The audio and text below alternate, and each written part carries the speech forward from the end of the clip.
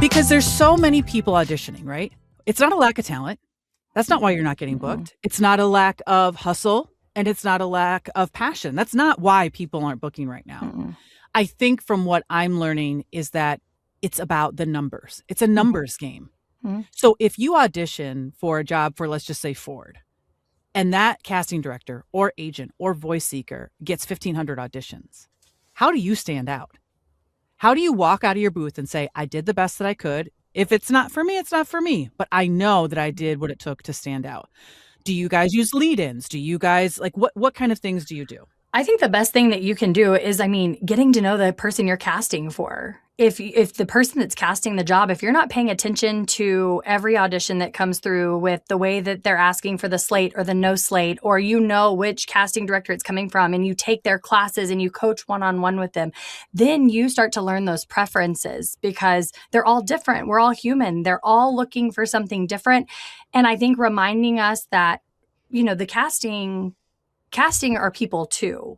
So we're speaking to that person, but once it goes to casting, they're not the end all be all. They're reporting back to a client who then has to make a choice. And that may go through 2, 3, 4, 5 different levels. And I think the one thing that I've had to be really good at, because I don't love the journey most of the time, I just want the end result. And the lack of feedback is really hard, I think, for all of us, when you don't hear anything. But I think some really great advice I heard recently was we're an agent, especially. I think we get hung up on our agent's opinion of us. And if we're not booking for them, then, are they going to drop us from the roster? Are they going to stop sending us auditions? And I think hearing this was really liberating for me, which was all your agent wants is some type of feedback, whether that's a redirect, whether that's an avail check, whether that is a booking. They just want to hear some type of feedback that you're getting traction. And I think if we can all just let go of that a little bit, because it ties back into all of the auditions aren't wanting us to try as hard. If you look at these auditions, they're wanting real people. They might as well go to my next door neighbor, Donna, and ask her. They want somebody who's never done this before. Okay, Donna. Okay. Some of us want to be. Donna's got a new career. That's right. Some of us could get offended by that because we've worked really hard because we're actors, we're trained actors, and all they want is real people. And I think if we can just tie into that authenticity of who we are, then we become more bookable. And the second that I let go of perfection or trying to be what I know that one casting director wants me to be because I coached so hard with her and I'm going to be exactly what she wants me to be. Oh my gosh, no.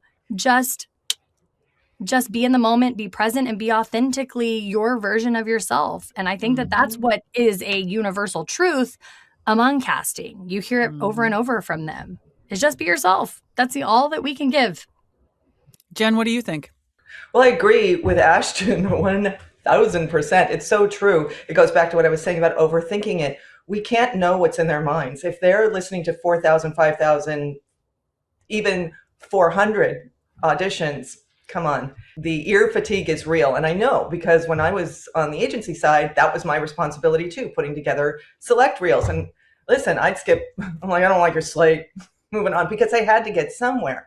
So I think to Ashton's point, building relationships. I get the auditions from the same entities, agents, casting for years over and over again. And it's not because I'm a ringer. It's like, well, just throw Jen Sims in the mix so everybody else looks great. It's so they know that I deliver. And I think also to Ashton's point, just this authenticity is the watchword. Again, if I make a little boo-boo, if I mispronounce a word, if I throw in a button or an improv, I'm not rewriting the entire copy, but every now and then I'm just like, nah, I'm going to bring some Jen to it. And that has not hurt me. And what I love about both of your answers and this dialogue that we're having is that in this age of AI, it's all going back to relationships. It's all going back to human connection. And so I do this. I used to do it once a year. Now I'm starting to do it more often, where I would call up all my agents and say, hey, I want to do a check-in. I just want to make sure that we're on the same page, that I'm delivering what you expect me to deliver. Have there been any super, bad auditions I put, totally missed the mark? Or am I status quo? Or can you recommend anything that I can do different? And those conversations have been instrumental in how I approach auditions and my career as a whole.